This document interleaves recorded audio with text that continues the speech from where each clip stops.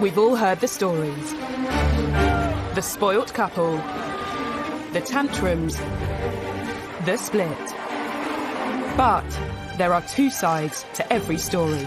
It's an opportunity for us to understand why they did step down as senior royals and for us to understand what it is that they're searching for in life.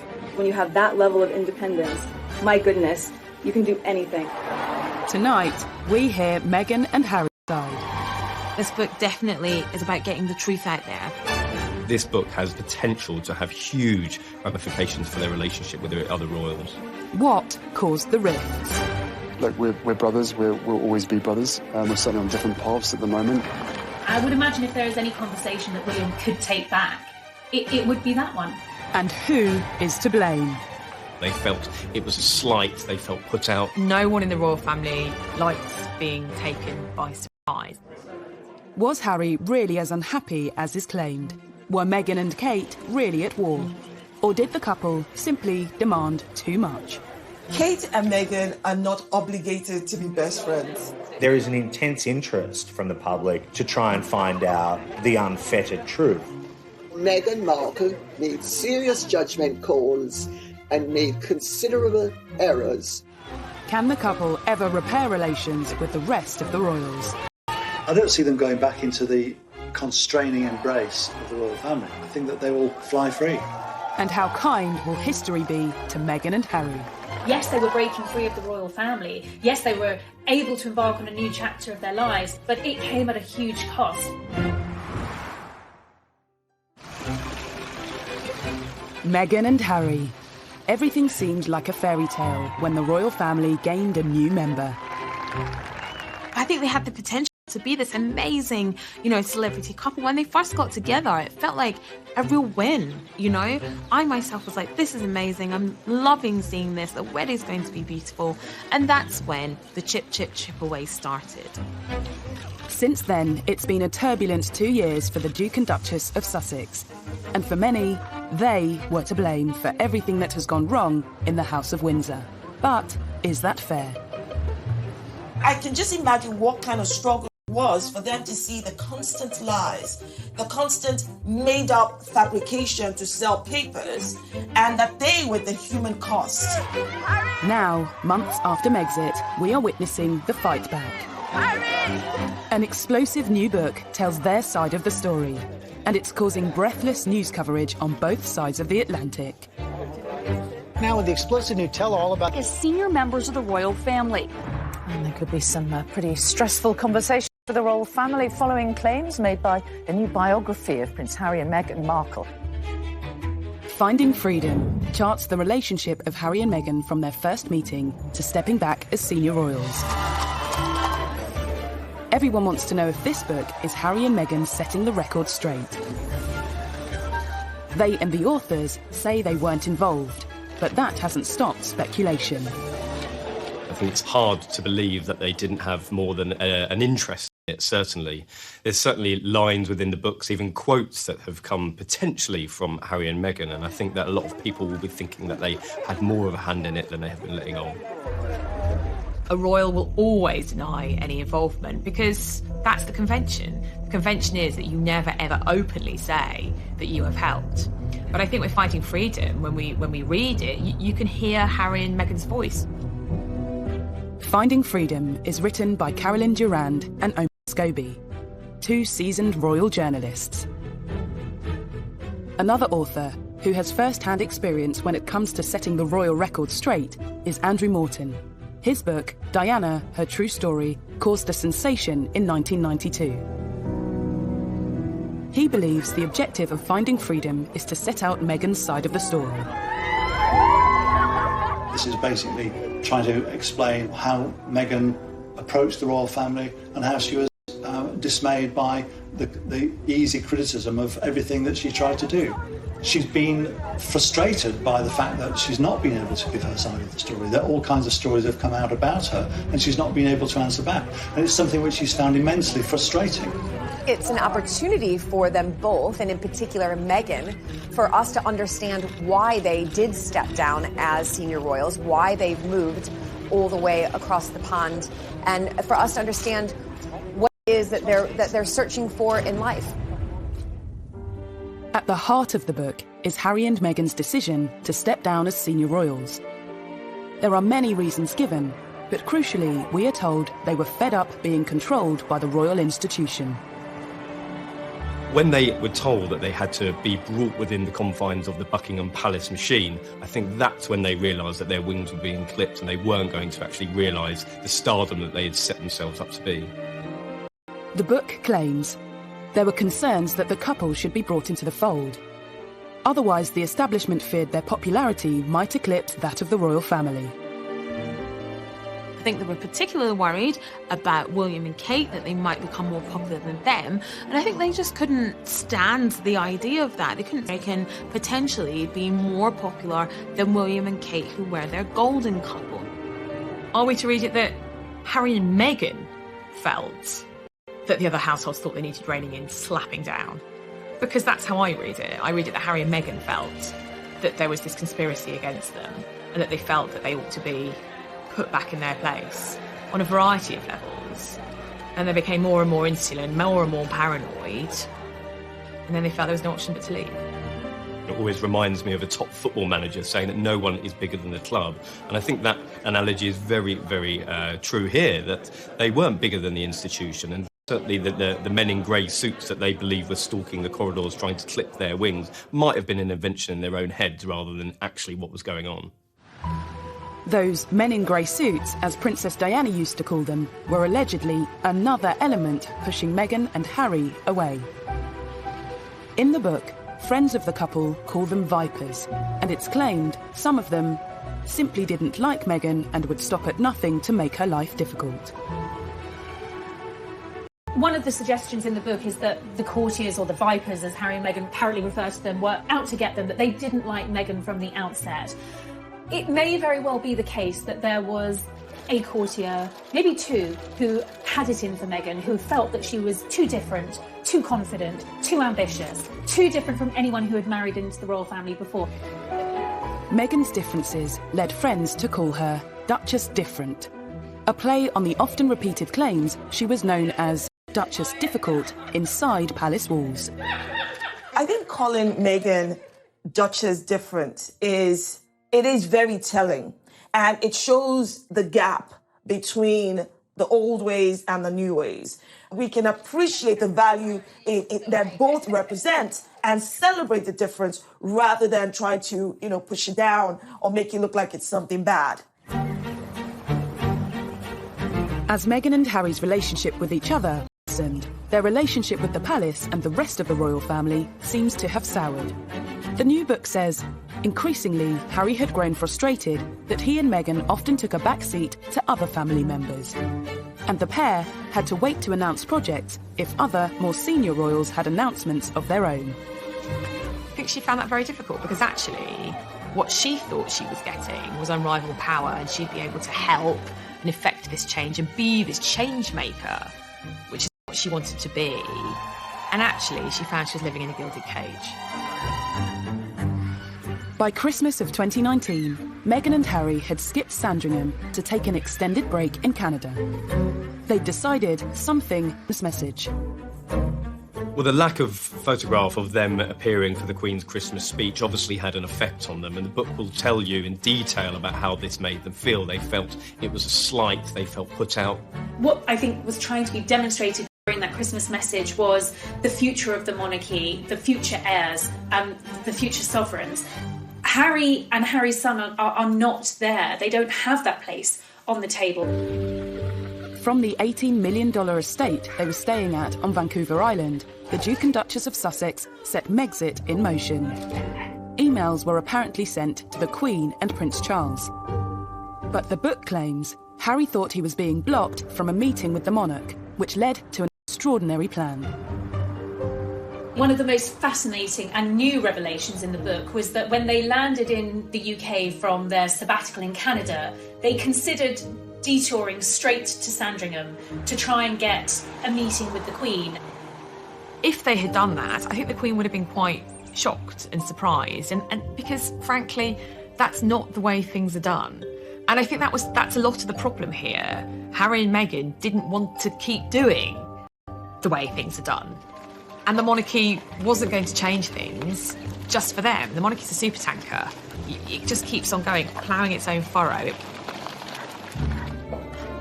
Harry and Meghan wanted to become financially independent, split their time between the UK and North America, but crucially, still carry out duties for the Queen. Eventually, the Queen agreed to issue a joint statement about her grandson's plans. On the 7th of January, the Duke and Duchess attended an event at the Canadian High Commission. The book reveals they were feeling nervous. They'd seen the planned statement and thought it showed a lack of warmth. It's meant a lot to us, and it's just important for us to start the year and say thank you. More concerning to them than that, reporters got wind of the plan to stay in Canada. A day later, the Sussexes made their shock Instagram announcement. A move that's been endlessly criticised, but it seems in their minds they felt they simply had no choice. It was very sad, really, that a couple who offered so much to the monarchy and to the nation had decided to go their own way. At the time in January, there was a lot of anger because, as one very senior member of the household said to me, you don't put a gun to the Queen's head. You don't go public and say what you want. We sort it out behind closed doors, we all try and negotiate, and then we present a united front. As well as their announcement, Meghan and Harry simultaneously launched their Sussex without discussing it first, left the Queen and the Duke of Edinburgh devastated. The issue of them creating this Sussex Royal brand and Sussex Royal website was a huge, huge problem for the royal family, because if they were going to go into the corporate world and start marketing themselves for big, big sums of cash, that was going to be the problem, that the Queen and senior royals couldn't have them marketing themselves as royal whilst earning money on their own personal terms. Crisis talks were needed, and on the 13th of January, Harry met the Queen, Charles and William at the famous Sandringham Summit. Yes, they were breaking free of the royal family. Yes, they were able to embark on a new chapter of their lives, but it came at a huge cost. Especially for Harry. He had to give up his military role. Finding freedom gives an insight into Meghan's feelings. It was so unnecessary, Meghan later told a friend. And it's not just taking something away from him, it's also that entire military veteran community. You can see how much he means to them too. So why? Harry has had to give up everything. He's giving up his family, his home, his country, everything he's ever known, and those military titles, which, and Meghan's right, they meant so much to him. And what about what Meghan has had to give up? Finding freedom claims Meghan told a friend, "I gave up my entire life for this family. I was willing to do whatever it takes, but here we are. It's very sad." Even so, it's said courtiers and some family blame Meghan for Megxit. This girl who fell in love with a boy who happened to be part of the royal family, and she gave up her whole career to move over here to, of course, follow tradition and ritual, marrying into the royal family, and she literally couldn't win. And she basically gave up a part of herself, because that is what would have been expected of Meghan, expected of Kate, the Duchess of Cambridge. And they all did that out of love for their spouses and out of respect for the institution. These new revelations tell a story of just how unhappy Harry and Meghan were with their royal life and how they felt forced into leaving. But the new book also gives us a new insight into Harry and William's relationship. William potentially saying to Harry, listen, take your time to get to know this girl. Don't be blindsided by lust. Don't rush into anything. I would imagine if there is any conversation that William probably could take back, it would be that one.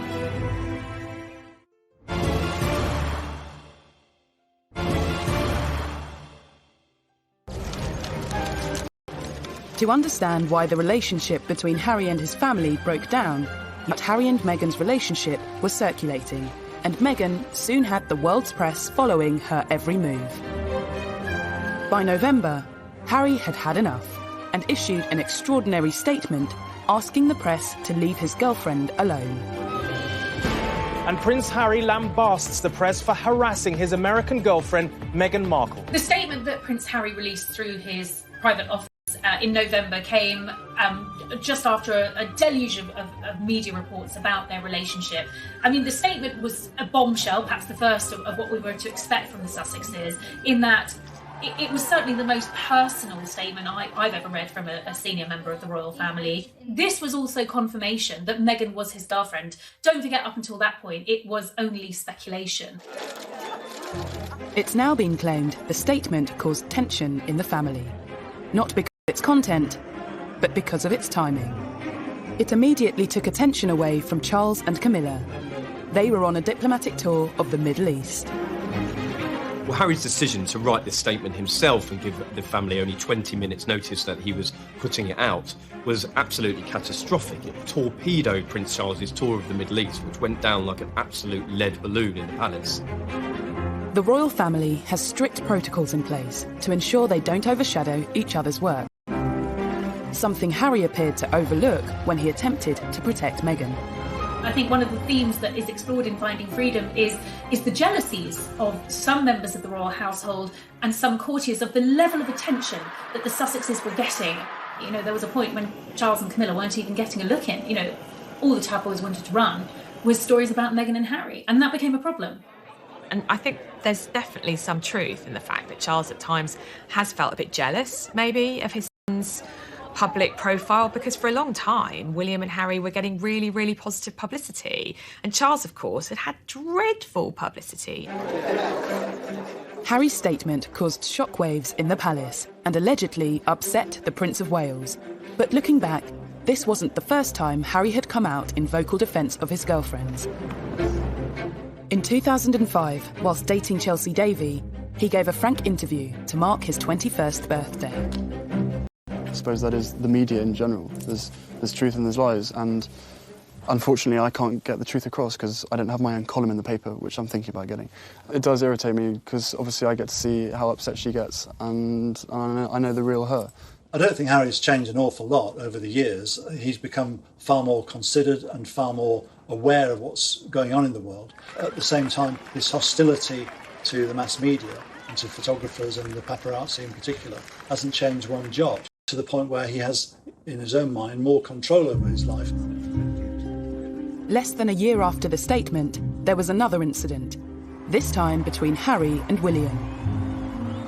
Finding Freedom details a conversation that supposedly took place just before Harry proposed to Meghan.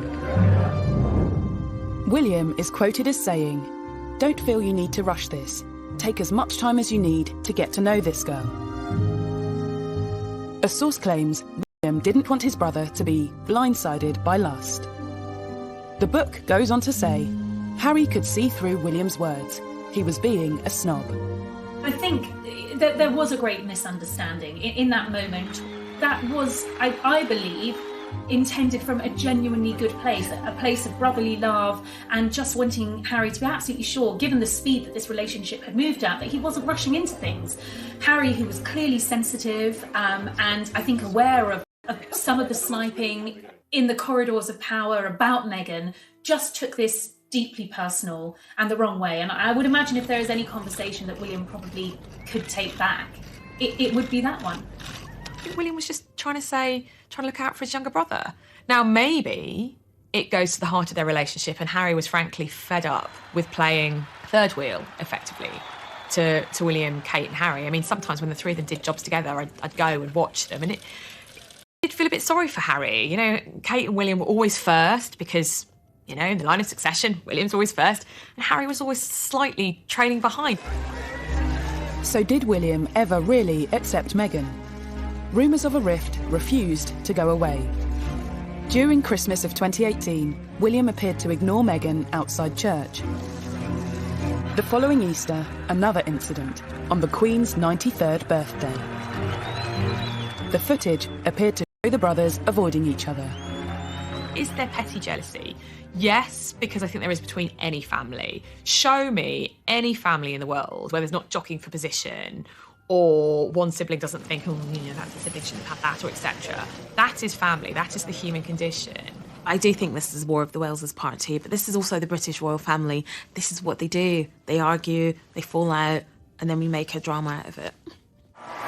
But for some, Harry and William's fallout is far more serious. This was a devastating blow to the British people and indeed members of the Commonwealth, because they have looked to William and Harry as being the successors. So to see a divide between those really did tear at the very fabric of the British public's relationship with the royal family. Has much experience being the same? Well, bear in mind I cook him and feed him basically every day. I think he's done rather well.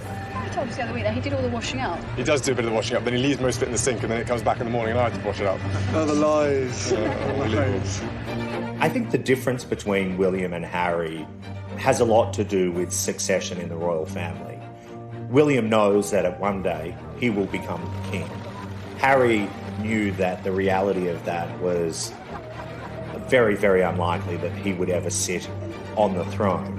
So in many ways, he lived a life free of those shackles. He was the rogue and renegade prince.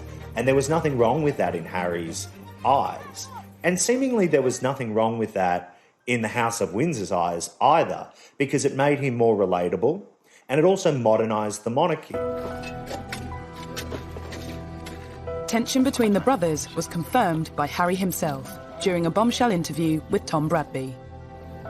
There's been a lot of talk in the press about rifts with your brother. How much of that is true? Look, we're brothers. We'll always be brothers. We're certainly on different paths at the moment, but I will always be there for him, and as I know, he'll always be there for me. We don't see each other as much as we used to, but it's just, as I said, as brothers, you have good days, you have bad days. I think now that we have the book coming out and what we've read from Finding Freedom really does solidify what Harry was talking about in the Tom Bradby interview when he said that there's good days and bad days. The book is telling us literally in black and white, or will tell us in black and white, what those good days and what those bad days were. Not only is it alleged that William wasn't as accepting of Meghan as Harry would have liked, it's also claimed she wasn't warmly welcomed within the palace. One senior royal referred to the American actress as Harry's showgirl. Another told an aide she comes with a lot of baggage. And a high-ranking courtier was overheard telling a colleague, "There's just something about her I don't trust." It is alleged that a senior member of the royal family referred to Meghan as Harry's showgirl. We don't know which senior member of the royal family this is. According to another source, a courtier said that she came with a lot of baggage. And to a degree, Meghan did come with baggage. She wasn't the virgin bride marrying into the royal family. I think it was celebrated that she was from a dual heritage. She had a black mother, a white father. There was great excitement about the fact that she was akin to a Hollywood movie star, not A-list, but still famous in her own right. Meghan was a senior royal for, an incredibly short time. And I think if we look back at that short time, she was almost immediately hounded by the British tabloid article about Meghan. That was rather ruthless, to be honest. Now, with thousands of miles separating Meghan from the palace and Harry from her brother, it remains to be seen if Harry and William's relationship can ever be the same again. I definitely think the dust needs to settle, and it may not happen next week or the next weekend or the one after that, but there's definitely a way back from this, and their relationship can be repaired. The irony about this book, in many ways, is that the brothers were just getting to a stage in their relationship where they were on a more even keel. I was told that communication had resumed between the brothers. We don't know whether they've spoken in light of the excerpts from this book, but one can only imagine that this has done nothing to improve relations that were strained in the beginning and at this stage must seem pretty beyond repair. Finding Freedom not only claims to know what happened behind the scenes with Harry and William, but sheds a light on the rumours of duchesses at war. I think there was a lot of excitement that Kate and Meghan would have become best buddies. However, when you look at it on the face of it, they were very, very different women from very different backgrounds. They were already going to have very different roles with the institution. And I think the pictures of them laughing and joking at Wimbledon were probably the best it was ever going to get.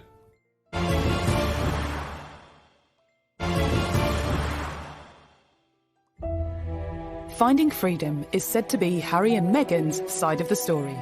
It claims to provide a new perspective to all the stories, rumours and gossip that we think we know. In particular, a focus on negativity surrounding Meghan's relationship with Kate, not long after she became the Duchess of Sussex. After the royal wedding, once that sort of crest of the wave of excitement and euphoria had subsided, there was a slow drip of reports that began to show Meghan in a different light. After her wedding, Meghan was faced with a number of negative headlines. One in particular seems to have angered the Sussexes. It was reported that Meghan had made Kate cry during a bridesmaid fitting. Finding Freedom details the incident. Some of the children weren't cooperating, and there was a lot going on. Everyone tried to help where they could, but it's never easy with kids at fittings. There were no tears from anyone. I also think that it proves that, that story was put out by anti-Meghan people, by people who wanted to vilify Meghan, and it actually unpicks that, and it also proves that we know that there's people actively out there working to make Meghan look bad. There are always two sides to every story, but, Kate either cried at that dress fitting or she didn't, and, that is contested in Finding Freedom. What Finding Freedom doesn't do is actually explain what did happen. Whatever the truth, Meghan and Kate's relationship soon became a favourite topic for the tabloids. I think as soon as Meghan married into the royal family, the comparisons between Meghan and Kate were constant. And Kate is English. She's an English rose, and she does everything the right way. But she will be the future queen. I think there needs to be some leeway for Meghan and Harry because, he's now much further down the peg line as far as inheriting the crown. I think there was a lot of excitement that Kate and Meghan would have become best buddies. However, when you look at it on the face of it, they were very, very different women from very different backgrounds. They were already going to have very different roles with the institution. And I think the pictures of them laughing and joking at Wimbledon were probably the best it was ever going to get. Despite the press rumours the Duchesses were at war, Finding Freedom claims the relationship between the sisters-in-law was less tense than reported. It does, however, reveal they struggled to move past the distant politeness of when they first met. It was very easy for us to escape into this storyline that Meghan and Catherine were best friends, that William, Harry, Meghan and Catherine represented the Fab Four, this union of young royals that were set to take control and modernise the monarchy. It wasn't the case at all. Just 1 year after they were photographed laughing together at Wimbledon, new photographs emerged of Kate and Meghan together at a polo event. This time, the atmosphere appeared a little less friendly. The book notes there was a cordial but distant rapport. It was a big exclusive event in the summer of 2019, and both Kate and Meghan were there with their children. In fact, it was probably one of the first times we'd seen Meghan out and about with baby Archie. Kate was watching the children playing on the field while watching the polo, but the real striking thing was that the two women were not speaking. They weren't even conversing for most of the day, and I think that was quite a bit of a realisation for the British public, and quite a disappointment as well, that these two women were not going to be the best of friends. It's reported Meghan had wanted a strong and close relationship with her sister-in-law. The book details that Meghan had initially hoped that Kate would potentially reach out to her and help guide her as somebody who had married into the institution, but the offer never materialised. It goes on to say, Kate felt they didn't have much in common, other than the fact that they lived at Kensington Palace. So perhaps that was an unrealistic expectation. The Duchess of Cambridge is a busy woman, but Meghan clearly took that quite personally. In the same weekend Finding Freedom dominated the papers, Emily Andrews broke the story that friends of the Cambridges say Kate rolled out the red carpet for Meghan.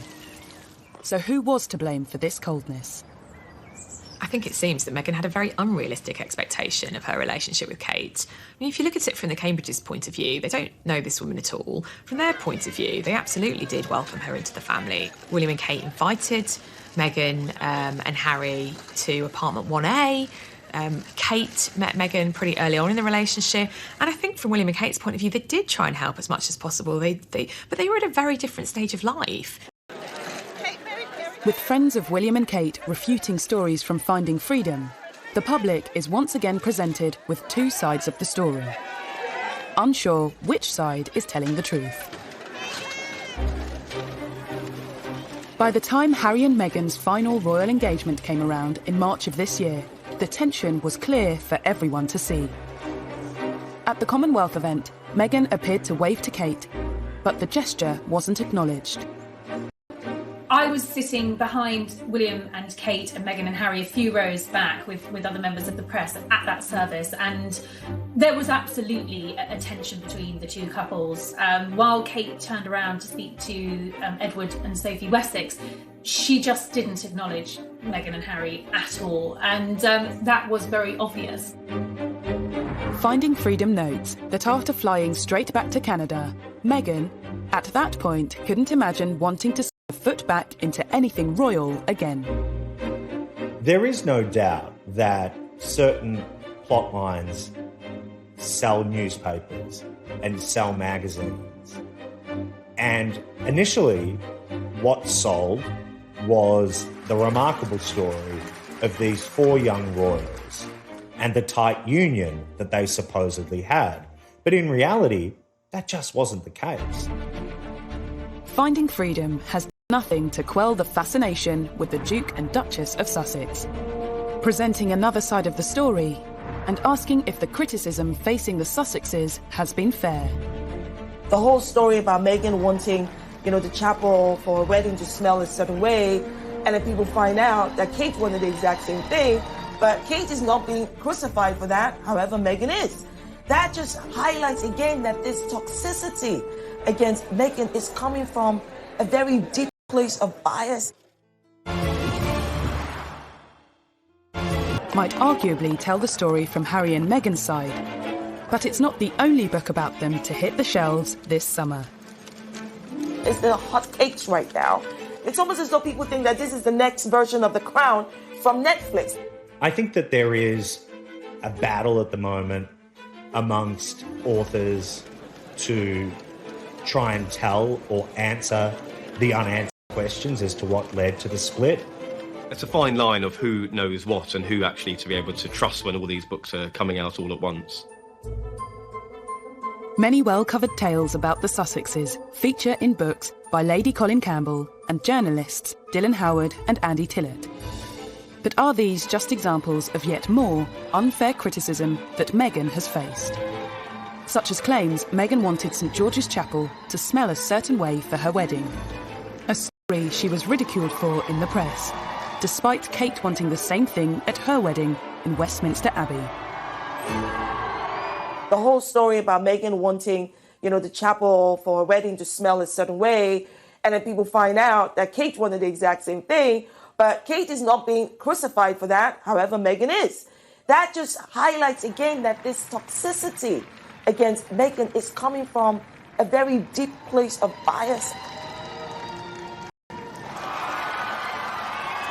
Westminster Abbey is not the same thing as St George's Chapel. I've actually been to events at both. And I have to tell you, St George's Chapel does not smell musty. It smells of beeswax, which is what the furniture is waxed down with. Maybe Meghan had never smelt beeswax before in her life. Lady Colin Campbell's book addresses another infamous story. The claim Meghan clashed with the Queen over her choice of tiara for her wedding. But Finding Freedom says there was no clash. Each story has been corroborated by at least 2 sources, and they spoke to over 100 sources for the book. People don't want to believe that. They want to think only Harry and Meghan will say that, and they are lying. Instead, the book says it was Harry who had reservations, that the Queen's dressmaker, Angela Kelly, was intentionally delaying the process of Meghan selecting her wedding day tiara. But it is quite one-sided. Yes, Harry and Meghan don't escape criticism in the book. That's certainly true. But it is mainly their side of the story, and everyone else is the bad guys. Either way, what is sure is that there have been countless attacks on Meghan over the past 2 years. Allegedly, some even came from palace insiders. Buckingham Palace And we're back to this narrative again, that strong, independent women are anathema in our society. Duchess difficult. Hurricane Meghan, some of the headlines that started coming out in the tabloid press, reports that, she had a habit of sending dawn emails to staff and wanted a response before lunchtime. This appears to be true and seems to be backed up in Finding Freedom. But the author's interpretation of this is that this was an experienced, successful American actress who was used to having an entourage of staff and who was used to having things done quickly. The idea that Meghan's a diva is clearly one of these racialized ways of thinking about black women where, they have this long-standing idea of the strong black woman who doesn't need anybody else, who's feisty and aggressive. Meghan has faced criticism for pretty much every move she has made, even down to the clothes she wears. When Meghan came on the scene and started wearing gowns that were thousands of dollars and living an extravagant lifestyle, then it began to rub people up the wrong way. Someone's got to spend the most, and Meghan's the one that spends the most. Again, it's just a non-issue, it's a non-story. She's probably spending her own money. What's the big deal? And even a claim that Kensington Palace staff noted that Meghan's charity cookbook, raising funds for the victims of the Grenfell tragedy, didn't contain a single recipe of British origin. She was trying to do something wonderful and good for all of those that were lost at Grenfell Tower and for their families. Everyone embraced this so deeply because it's been a passion project for all of us, and for very good reason. For Meghan, much of the criticism must have felt unwarranted and unfair. Why is Meghan a target for criticism? Very good question. Right. I don't know. Do you have a piece of paper? Several pieces of paper? But let's start with the fact that, one, she's a progressive woman. She's independent. And let's talk about the fact that she doesn't fit your traditional idea of, royalty. Let's talk about the fact that she's a woman of biracial heritage, right? Let's talk about the fact that her profession was that of actress. And the fact that she's American. There's just so many things around and about her that many people do not like.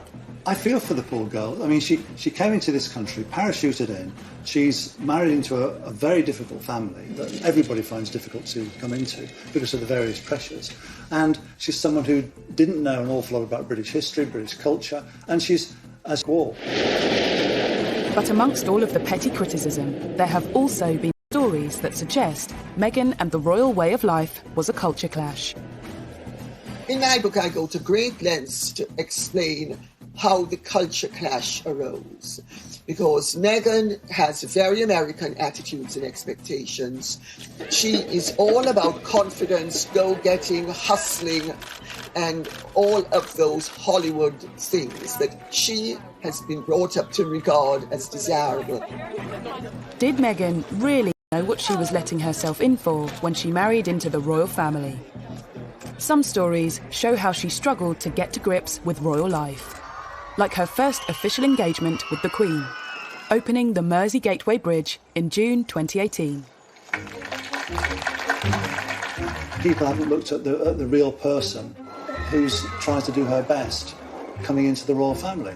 Someone who didn't know the protocol, didn't know the etiquette. I'll give you a perfect example. She went to Liverpool with the Queen and she's sitting on the stage. It's a windy day. She doesn't know what side of the car to get into, to get out of, what hand to hold her handbag in, and you can see that kind of confusion in her face. Meghan, even though she's an actress, has had to swap the red carpet for the Royal Road show, and it's a difficult gig. There were certain elements of royalty that perhaps weren't for Meghan, but she was widely condemned regardless, like security. Dylan Howard's Royals at War reminds us of an incident in Fiji when Meghan visited a market. Every royal is assigned a level of protection when making appearances in public. And there could be no more valuable commodity, if you like, than a pregnant Meghan Markle making appearances in public. Under sweltering temperatures and with an increasingly large crowd, the Duchess was rushed out and the visit ended early. Turn round. Inevitably, in these types of scenarios, the royals are briefed about what is right and what is wrong and what is expected of them in order to maintain their security and their well-being. The security officer in charge quit her role not long after, amid claims at the time that Meghan found security constraining. Although the palace denied this was why she left. Guys, out. Just stay to the side, please. Everyone turn around. Meghan was oblivious, despite being or recommendations of the Royal Protection Officer. And Lady Colin Campbell recalls at an event that, in her view, shows Meghan unwilling to persist with royal duty at her and Harry's first public engagement as a married couple. I was at a dinner party at a very, very famous aristocrat's house 4 nights after the wedding. And this person has impeccable court connections. At a garden party to celebrate Prince Charles's 70th birthday and all of his charity connections, there had been this garden party at Buckingham Palace, and Harry and Meghan were there. Good afternoon, everybody. And there was much excitement about them being there because, of course, at that time they were the most popular couple in the country. She was a revered figure. People couldn't wait to meet her. Well, 15 minutes into the engagement, Meghan is overheard telling Harry she's bored and she wants to leave because they've effectively done their photo op. And the person who overheard this was completely gobsmacked. All of these stories and allegations hint at teething problems as Meghan grappled with royal life. But rather than focusing on arguably unfair criticisms, should the public and press have been more understanding of Meghan's struggle? After all, it's something that is very different to what she was used to. That's one of my favorite parts of being there. On the face of it, everybody was very, very excited when Meghan came on the scene. She was hugely successful in her own right. She'd spoken on the world stage on big issues like the UN, human rights, girls' education. I think there was an awful lot of interest and excitement with her coming on the scene. But she definitely wanted to hit the ground running. She'd said that herself. And I think that in certain sections of the palace that was quite difficult because there were certain processes, protocols that had to be followed, and when these two worlds collided there was definitely a clash that couldn't be avoided. There was a culture clash. American divorcee, biracial, actress, woman of substance, 21st century girl from Los Angeles versus the pale, male, stale and very white British monarchy. Yes, we have a woman as our head of state. Yes, we have a woman as our queen. But it is still an old-fashioned institution. It's done in tradition is all, duty is all. And that's not very woke or 21st century. Coming up. That age-old mantra, which has stood the royals in very good stead, never complain, never explain. I think most people would say that she absolutely didn't understand that. And now that she and Harry have left, is she getting her voice back? It's been very empowering and inspiring to see and to hear what they've had to say.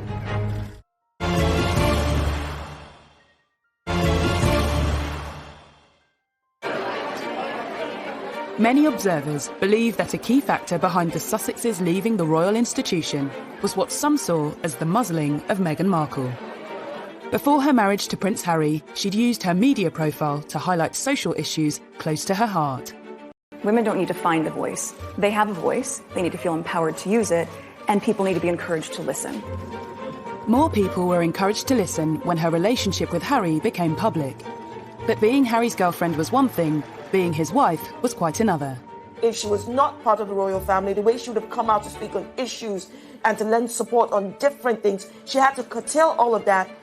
You can speak your mind as a celebrity. You can align yourself with different politicians.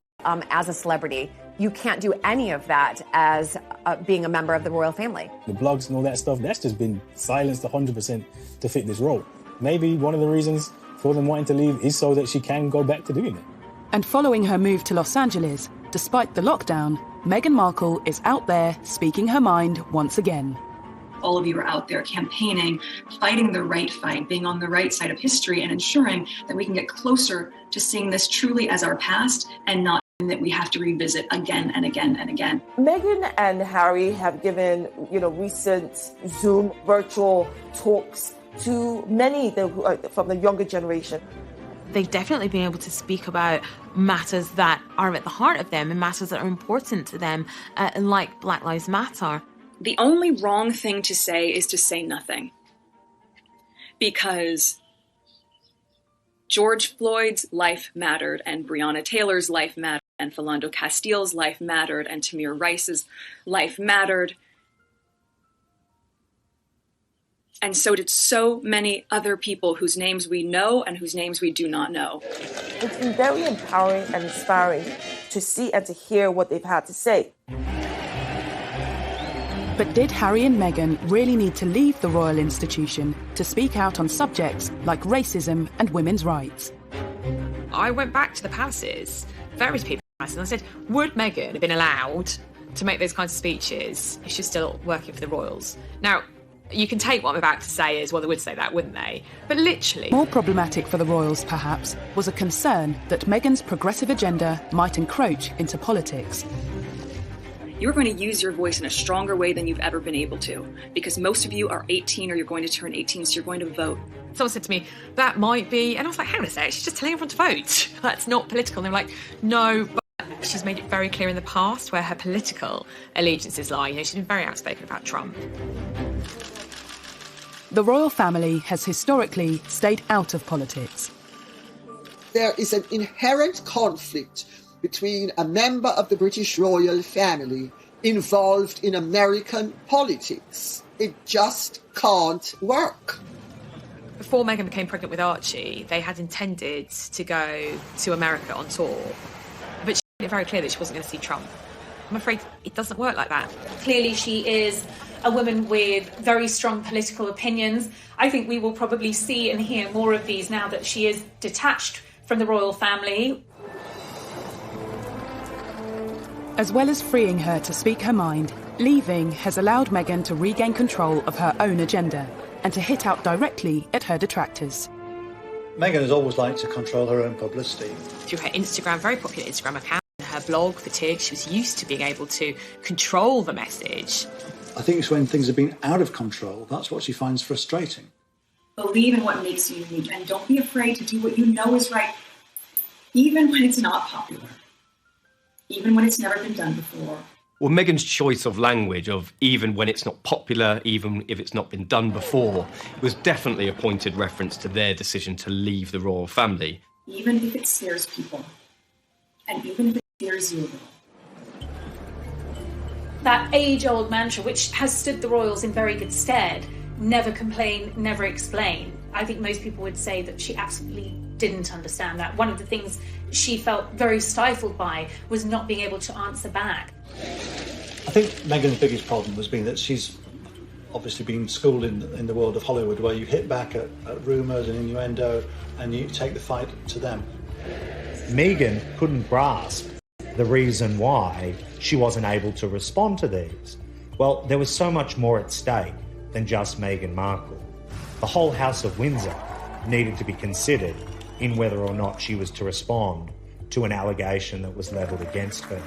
And that narrow-mindedness goes a long way to explaining why her and Harry would ultimately leave the family. And I think this book has largely been written to put her side of the story across. And regardless of their personal influence on the book, it hasn't been the only outlet for the couple's grievances. Suing a newspaper for publishing a private letter to her father. The letter related to Thomas Markle's various dealings with the media, following his non-appearances at the couple's wedding in May 2018. And within the court documents, some of Meghan's complaints about her treatment within the House of Windsor have been laid bare. She has used the courts as a forum to get her version of events out into the public. Meghan's detractors say she's attempting to manipulate the media and claim the revelations in her court evidence and writing the letter to her father in the first place are evidence of this. If Meghan expects me or anybody else that I know who has a brain to think that she wrote that letter for anything except damaging her father's reputation and boosting her own and excusing her, she better think again. The central point of the case is whether Meghan wrote this letter with the intention of it being public. And one of the authors behind this book has actually gone on record to say that Meghan wrote it with the public in mind. That was a comment made by author Omid Scobie earlier in the year, but not repeated in the book. Meghan emphatically states that she didn't expect the contents to become public. Associated newspapers, publishers of the Mail on Sunday, are contesting that. Before being published, the letter had been referred to in People magazine. She may have given her friend permission to speak to People magazine. Friends have been spoken to at some point, but I genuinely think that was a letter between herself and her father, and I don't think she wanted it to be in any of the papers. She would have been very frustrated that it was published without her knowledge. It will be up for the courts to decide of whether this was an issue or whether she did know or didn't. I think it must be very sad and exhausting for Harry and Meghan to have had to undertake this court action. They're forced to go through this vicious cycle of seeing more lies and the same lies come up and people buy into it and people dig into it. So it has to be exhausting for them. But I have to say, it is the right thing to do. Since beginning the court proceedings, both Harry and Meghan have been accused of hypocrisy in their dealings with the media. Whether or not she wanted the letter leaked is really unknown at this point. But what I can say with certainty is that she does want certain stories leaked. In the book Finding Freedom, it says that she worked with the paparazzi. She tipped them off, and she tipped off local journalists because she was trying to further her own profile. And you do kind of come away from the book thinking Harry and Meghan are perfectly happy to invade. I've never seen a member of the royal family who has polarised opinion quite as strongly as Meghan and then Harry and Meghan. It's almost as if people took positions very, very early on. You're either for them or you're against them. But unlike many such debates, there will eventually be winners and losers on at least some of the big questions over Meghan. Is she an attention-seeking hypocrite who was a disruptive influence on the royal family? Or is she a well-meaning and wholly innocent victim of racism, sexism, and the machinery and machinations of the monarchy? It seems that the English courts will play a part in answering that question. If they are to win, they will have won at the expense of dragging the royal family through the mud. So win or lose, in my view, it's a loss. Released from the House of Windsor, have Harry and Meghan really found their freedom? If it was not for COVID-19, we would have seen and heard a lot more from this couple. They are holed up in a rented £80 million mansion. They really need to try and take a bit of time out and maybe realise what they want, what their future looks like.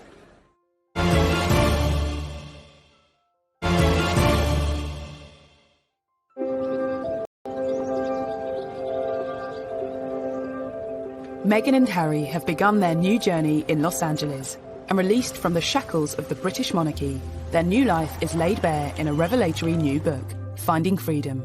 But are they? I think moving to LA, to California, they have found a lot of freedom, at least a lot compared to what they were having over here in the UK. It's just different over there. It's more laid back, it's easier, it's a slower pace of life, and I think that's going to be good for the both of them. They really need to try and take a bit of time out and maybe realise what they want, what their future looks like. They're not in the public eye as much as they were over here. So I think they've got a real opportunity to slow down, to figure it out, and to find happiness. But if finding freedom is their goal, 2020 hasn't been the easiest year in which to achieve it. Have they actually found freedom? Not really. No one could have predicted this pandemic, but the reality is that they are holed up in a rented £80 million mansion in Beverly Hills, taking on the paparazzi because they believe they have invaded their privacy by taking pictures of them. The idea that they are almost prisoners in their own home doesn't suggest that they have found freedom. The Duke and Duchess of Sussex launched another lead, infant son Archie. These reports of the drone that's flying over their home and they're trying to find that person and then they will sue that person. It goes to show you that they will not put up with the invasion of their privacy at all. Some believe that for a couple seeking freedom and wary of the paparazzi, moving to Los Angeles was a strange choice. That remains the great paradox of a decision to move out of the royal family to avoid the limelight and move to a place where the limelight shines brighter than anywhere else in the world. They've gone to the pap capital of the world. In LA, freedom of expression is paramount. I think that we're seeing how they're trying to achieve the privacy that they want by suing publications, and they probably won't stop until they stop being pursued. So I think this will definitely put caution in a lot of journalists and a lot of photographers and being very, very careful about what they print. The Sussex's battle is far from over when it comes to protecting their privacy. But what does the future hold when it comes to their financial freedom? I think we're going to see a lot more of Meghan and Harry making speeches. I've been told the Obamas' business model is something that they're very much aspiring to, which could earn them a very lucrative income indeed. I mean, public speaking engagements alone could earn a couple hundreds of thousands of dollars. And I'm quite sure that in California, where they're now based, that there will be all kinds of companies that will want to see them on their boards. And I can well imagine, for example, Meghan going on board of a major international company to look at gender issues. There's much speculation about the path that Meghan will take. But what about Prince Harry? The break from the royal family meant giving up all his military titles, and which took up an awful lot of his time. I think he probably took that quite hard, and I think that was a bit harsh, but I'm hoping that he can continue to work with veterans in some form, perhaps in America, and continue that line of work, because he was genuinely passionate about it. If, as seems likely, Harry has more difficulty than Meghan in acclimatising to this new life, might some kind of return to the royal fold be possible?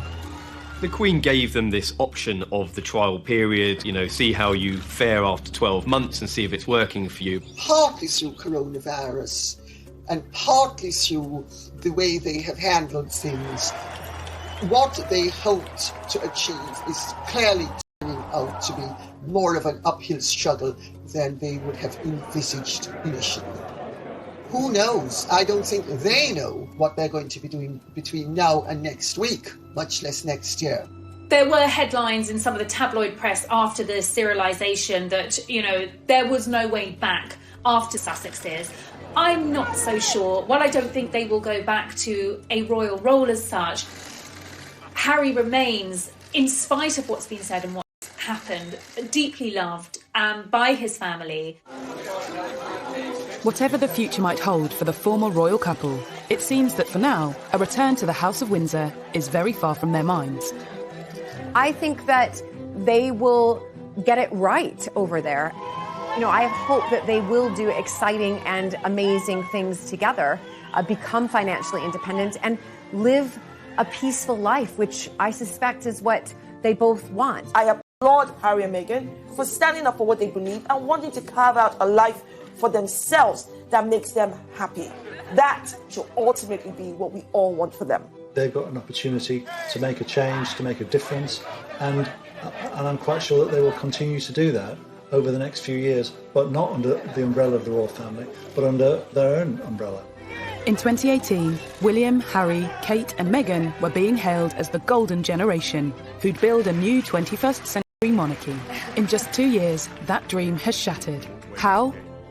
Finding freedom certainly doesn't have all the answers, but it does reveal the open wounds currently blighting the royal family, and some say rubs salt into them. There are two sides to every story. Which one to believe, that's up to you.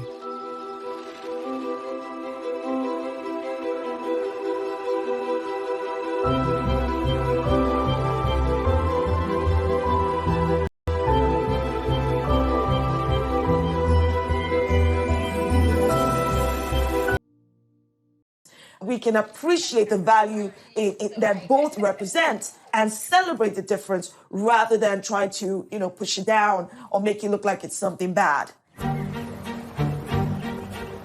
As Meghan and Harry's relationship with each other worsened, their relationship with the palace and the rest of the royal family seems to have soured.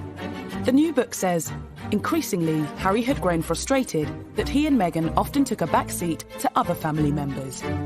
And the pair had to wait to announce projects if other, more senior royals had announcements of their own.